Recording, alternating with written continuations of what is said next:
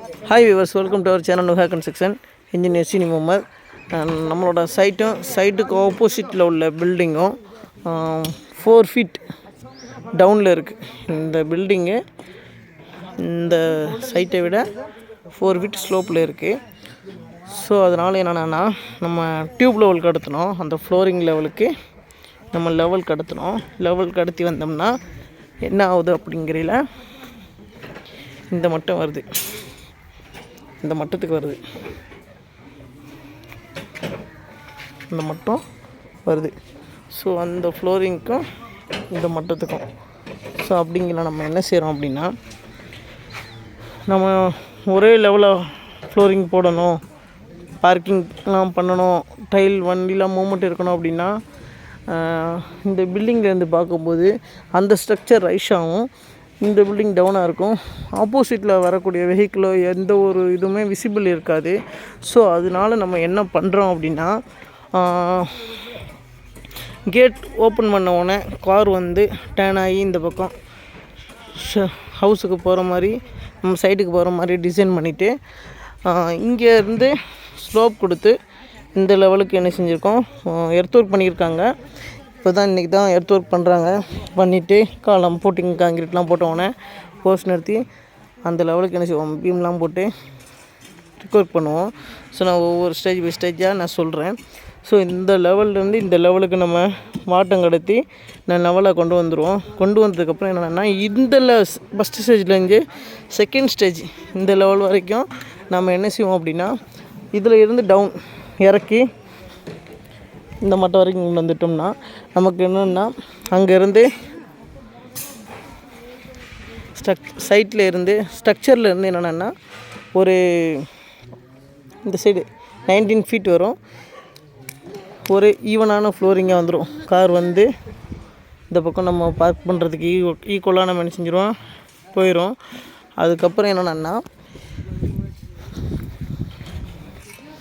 இந்த இடத்துல இருந்து ஸ்டெப் நம்ம பிரிக் ஒர்க் பண்ணதுக்கப்புறம் என்னென்னா, ஸ்டெப்பு இது மாடல் நேற்று பண்ணியிருந்தோம், எல்லாம் வந்து என்ன செஞ்சாச்சு, இப்போ ரிமூவ் பண்ணியாச்சு. இப்போ இங்கேருந்து நம்ம டவுன் ஸ்டெப், அதாவது ஸ்லோப் வந்து ஸ்லோப்பாக கொடுக்காம அது ஸ்டெப்பாக டவுனாக இறங்கி இந்த இடத்துல என்னென்னா ஒரு கார்டன் மாதிரி பாம் ட்ரீ இந்த மாதிரி ஒரு ப்ரொவைட் பண்ணுறதுக்காக ஸ்பேசஸ்லாம் இருக்குது. ஸோ அதில் பண்ணிவிட்டு ஸோ அதை என்ன செய்யணும்னா, அதுக்கப்புறம் இந்த இடத்த அதுக்கேற்ற மாதிரி கொண்டு வந்து இந்த இடத்துல ஒரு 3 steps வருது. இதோடு என்னென்னா டவுனில் இறக்கி இந்த பில்டிங்க்கு நம்ம போகிற மாதிரி டிசைன் பண்ணியிருக்கோம். ஸோ அதுதான் ஒரு நம்ம ஸ்ட்ரக்சரோட மெயின் கான்செப்ட்டு. நான் உங்களுக்கு ஆப்போசிட்லேருந்து சொல்கிறேன். ஸ்ட்ரக்சர்லேருந்து அந்த அந்த பையன் எர்த் ஒர்க் பண்ணுறாருல அந்த இடத்துக்கு வரைக்கும் ஒரே லெவலாக ஈவனாக நம்ம என்ன செஞ்சுருக்கோம், நூல் பிடிச்சிட்டு அந்த லெவல் கடத்திட்டு அங்கேருந்து ஒரு 6 inch ஸ்லோப் கொடுத்துட்டு அங்கேருந்து என்ன செய்வோம்னா, அந்த பிரிக் ஒர்க் பண்ணி வச்சுருக்கோம் பார்த்தீங்களா, அந்த மட்டத்தில் நம்ம அந்த லெவல் நம்ம கடத்தின லெவல் வந்துடும். அதில் இருந்து இங்கேருந்து இதுக்கு மட்டம் பார்த்தோம், இந்த போஸ்ட்டுக்கு நம்ம பிரிக் ஒர்க் பண்ணக்கூடிய இடத்துக்கு லெவல் கடத்திட்டு என்ன செஞ்சோம் அப்படின்னா, அதுக்கும் இதுக்கும் ஒரு 5 steps அந்த இடத்துல நம்ம ஐடியா பண்ணி வச்சுருக்கோம்.